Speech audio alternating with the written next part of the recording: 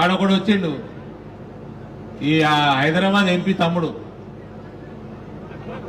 పైన షేర్వాణి ఒకటి ఉంటుంది बाहर शेरवानी एक अंदर शरीर में छेद अनेक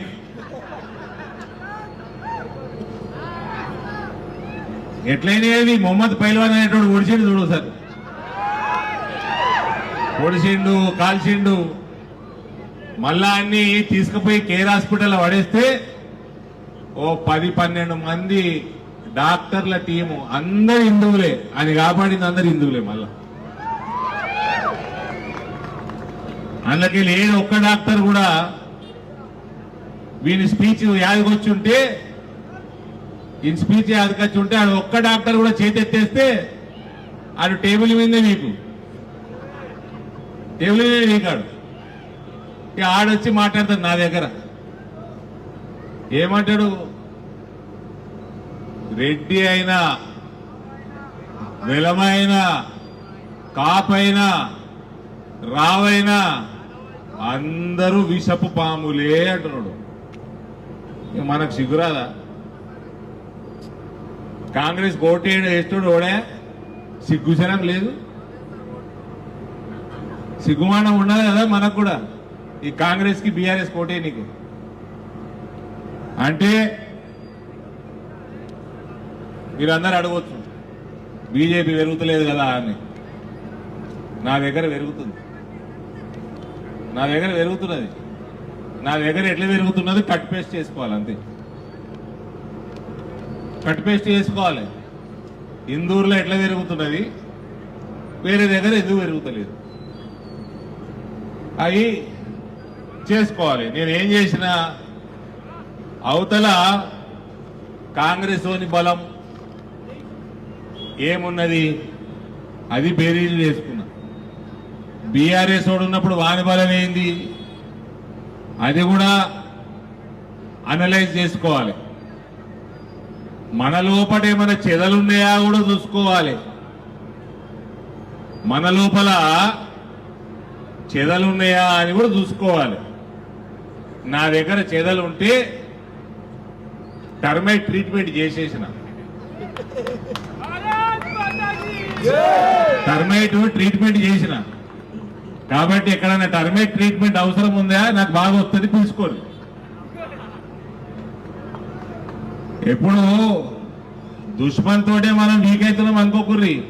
మన లోపల క్యాన్సర్ కూడా ఉండొచ్చు బ్రదర్ చెకింగ్ చేసుకోవాలి పోయి చెకప్ చేసుకోవాలి ఆ డాక్టర్ నాకు వస్తుంది ఆ క్యాన్సర్ని ఎట్లా కీమోథెరపీ చేయాలి ఆ చెదల్ని ఎట్లా పోగొట్టాలి టర్మైట్ ఎట్లా పోగొట్టాలి ట్రీట్మెంట్ వస్తుంది వాడుకోండి లేదా మా దగ్గర చేసినాము అది ఎట్లా చేసినాము కట్ పేస్ట్ చేసుకోండి బాజాబ్తా భారతీయ జనతా పార్టీ ప్రభుత్వం వస్తుంది తెలంగాణ బాజాబ్తా వస్తుంది ఎట్లా రాదో చూస్తాము కానీ రాజకీయాలు మేము చేస్తుంటే మేము చేసేది మేము చేస్తాము కానీ గ్రౌండ్ లెవెల్లో ప్రతి ఇంట్లో ఒక శివాజీ తయారు కావాలి నేను చెప్పిన 3 ఫేజులు ఈ రికార్డ్ అయితే ఉంటుంది కదా ఎన్నో ఈ 3 ఫేజులు ప్రతి ఇంట్లో వినిపిండ్రి ఈయన తప్ప చెప్పండి ఫస్ట్ ఫేజ్ చూసినాం సెకండ్ ఫేజ్ చూస్తున్నాం థర్డ్ ఫేజ్ చూడొద్దు మనం ఇలా ఏ ముఖ్యమంత్రి అయినా కూడా ప్రజల కళ్ళలో ఆనందం చూడాలనుకుంటాడు కానీ ఈ రాష్ట్ర ముఖ్యమంత్రి ఓవైసీ కళ్ళలో ఆనందం చూడడానికి ఇవాళ వాళ్ళ తాతలాస్తి రాసిచ్చినట్టు ఇలా ఎంఏఎం పార్టీకి రాసిచ్చినటువంటి పరిస్థితిని ఇలా భాగ్యనగర్ ప్రజలు ఎవ్వరు కూడా హర్షిస్తలేరు చాలా ఆగ్రహంతో ఉన్నారు ప్రజాభిప్రాయం లేదు అఖిలపక్ష సమావేశం లేదు స్థానిక ఎంపీ ఎమ్మెల్యేలకు అభిప్రాయం లేదు ఏకపక్ష నిర్ణయంతో దారుస్థలం నుంచి వచ్చిన ఆదేశాలను పాటించి ఇవాళ 3 ముక్కలు చేయడం అవుతుందో దీనంతా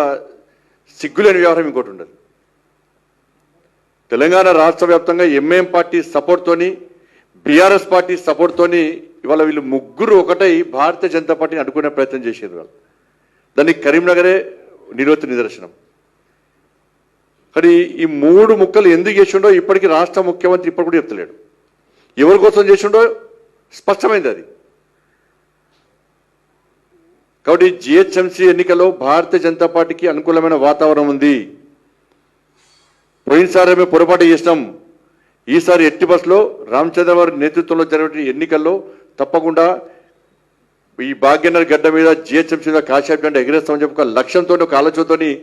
భాగ్యనగర్ ప్రజలందరూ ఓటు బ్యాంక్ మారింది. కాబట్టి దానికి భయపడే ఓట్లను చీల్చడానికి, హిందూ సమాజాన్ని చీల్చడానికి ఈరోజు ఇలా రేవంత్ రెడ్డి సర్కార్ ఈ విధంగా కుట్రలు పడిందో ఇలా ప్రజలు గమనించాల్సిన అవసరం ఉంది. ఇలా 1.5 కోటి జనాభా ఉంది ముంబై, 40,000 కోట్ల బడ్జెట్, దాన్ని విభజించలే. 2 కోట్ల జనాభా ఉంది ఢిల్లీ, 16,000 కోట్ల బడ్జెట్, దాన్ని చీల్చలే, విభజించలే. ఇలా చెన్నైకి సంబంధించి కూడా 80 లక్షల జనాభా ఉంది, 10,000 కోట్ల బడ్జెట్ ఉన్నది, దాన్ని చీల్చలే, విభజించలే. ఇలా 2012లో షీలా దీక్షిత్ ఉన్నప్పుడు ఢిల్లీని 3 భాగాలుగా 3 కార్పొరేట్ విభజిస్తే 2022లో తిరిగి భారతీయ జనతా పార్టీ అన్ని విలీనం చేసింది. ఇక్కడ 1 కోటి మందికి దాదాపు సేవ చేస్తూ 8,000 కోట్ల బడ్జెట్ ఉన్నటువంటి భాగ్యనగరాన్ని చీల్చడానికి కారణం ఏందో రాష్ట్ర ముఖ్యమంత్రి చెప్పాలి. ఇలా ఇప్పుడు చూసిన మొద్దు శ్రీను ఏదైతే భావకళలో ఆనందం చూడడానికి చేసినట్టు ఇప్పుడు అందరూ భాగ్యనగర్ ప్రజలు అందరూ కూడా రేవంత్ రెడ్డి ముఖంలో మొద్దు శ్రీను చూసుకుంటున్నారు. ఇంత నిస్సిగ్గుగా ఇలా కాంగ్రెస్ పార్టీ ప్రభుత్వం ఒక వర్గాన్ని కొమ్ముగేయడం, ఒక పార్టీ చేతిలో కీలుబొమ్మగా మారి అధికారాన్ని ఏ విధంగా చేజిక్కించుకోవాలి, అధికారాన్ని ఏ విధంగా కాపాడాలని చెప్పి అలా ఆలోచించేటువంటి పరిస్థితిలో ఉందంటే ఇలా ప్రజాస్వామ్యం ఏ విధంగా నిలబడుతుందో ఒక్కసారి భాగ్యనగర్ ప్రజలు ఆలోచించాలి. దయచేసి గ్రామంలో ఉన్నటువంటి యువత నో డ్రగ్స్, నో కళ్ళు, నో మందు, తప్పుడు అలవాట్లకి దూరంగా ఉండి యువత అంతా కూడా శివాజీ వారసులుగా ముందుకు పోతామని ఈ రోజు మీరందరూ కూడా ప్రమాణం చేసి సమాజంలో ఉన్నటువంటి చెడు అలవాట్లకు దూరంగా మంచిని ముందుకు తీసుకుపోయి మన ధర్మాన్ని కాపాడుకోవడానికి అవసరమైతే వెనుకటికి ఒకరు చాలు, ఇద్దరైతే కష్టమైతుంది అనుకునేటువంటి స్థితి నుంచి ఈ రోజు మన ధర్మాన్ని కాపాడుకోవడానికి అవసరమైతే 3 గంటాం, అందులో ఒకరిని దేశం కోసం ఇద్దామనేటువంటి ఆలోచనతో నేటి యువత ముందుకు పోవాలని మీ అందరినీ మనస్ఫూర్తిగా వేడుకుంటూ చేగుంట మండలం అనంతసాగర్ అనే గ్రామంలో నేనే విగ్రహం ఇప్పించినాను. जियो तो छत्रपति शिवाजी महाराज जैसा, मेरी इच्छा है मरो तो संभाजी महाराज जैसा, मेरी इच्छा है और पक्का हमारी भी मौत कुछ ऐसी ही होगी. लेकिन मारने वाले मुन्नो सोच कर आना मेरे नजदीक, तुम्हारा वार मुझ पर खाली ना जाए. जिस दिन सालो तुम हमला करोगे, अगर मैं बच गया तुम्हारी पुश्ते साफ कर दूंगा. एक आया था मुल्ला जब मैं नगर निगम पार्षद था, तिलक लगाकर आ गया भाई साहब मेरे ऑफिस पर,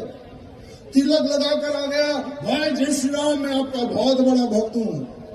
तिलक है, भगवा है, मैंने भी सोचा चलो हिंदू है, चाय पिलाकर भिजाए उसको. 4 दिन के बाद में कर्नाटक में एक आतंकी पकड़ा गया, उस आतंकी को ठोका गया तो ये आतंकी को भी पकड़ा गया. सिर्फ मेरे ऑफिस से आधा किलोमीटर दूर ही उसका घर था, पकड़ा गया. क्या किसका प्लान था? नहीं, वो राजा सिंह को उड़ाने का हमारा प्लान था. 2 आतंकी जब मैं नगर निगम पार्षद था तब पकड़े गए. कंटिन्यू तब से अभी तक मैं उनका जीजा हूं ना, तो बहुत प्यार करता हूं, मुझ पर बहुत प्यार मेरे सालों का रहता है. जैसे ओल्ड सिटी में मेरे 2 बड़े साल है, पता है आपको? एक असदुद्दीन ओवैसी, दूसरा फखरुद्दीन ओवैसी.